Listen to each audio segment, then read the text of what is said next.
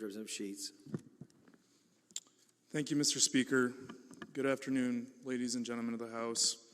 As we stand together today discussing House File 2567, substituted as Senate File 2340, I'm reminded of the very fabric that weaves the tapestry of our nation. A tapestry enriched by the stories of those who have come from afar in search of hope, opportunity, and the promise of a better tomorrow. Illegal immigration is a serious problem that requires action, yet the approach laid out in this bill misses the heart of what it truly means to address this issue with compassion, wisdom, and effectiveness. My connection to immigration is deeply personal. My mother crossed an ocean to build a life here in the United States. She came seeking the American dream, not just for herself, but for her future children. My partner, too, embarked on a similar journey, leaving behind everything familiar to her to embrace a new beginning in this land of opportunity. Their stories, like those millions of immigrants throughout our nation's history, are testaments to the enduring spirit of those seeking a place to call home, to contribute, to become part of the American mosaic. This legislation proposes measures that veer from the path of understanding and unity, stepping into an area that is constitutionally reserved for the federal government.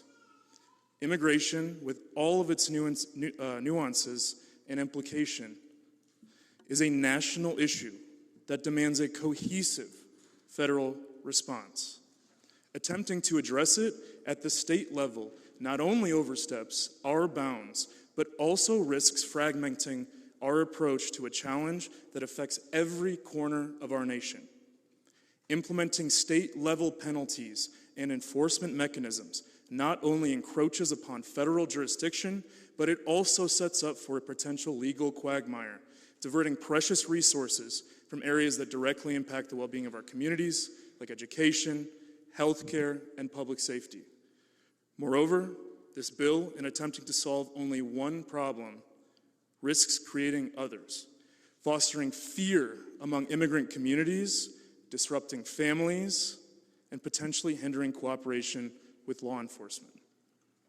The ripple effects of this bill could touch every facet of our community life, from schools to hospitals to neighborhoods. But Mr. Speaker, beyond these legal and practical considerations lies a deeper moral imperative.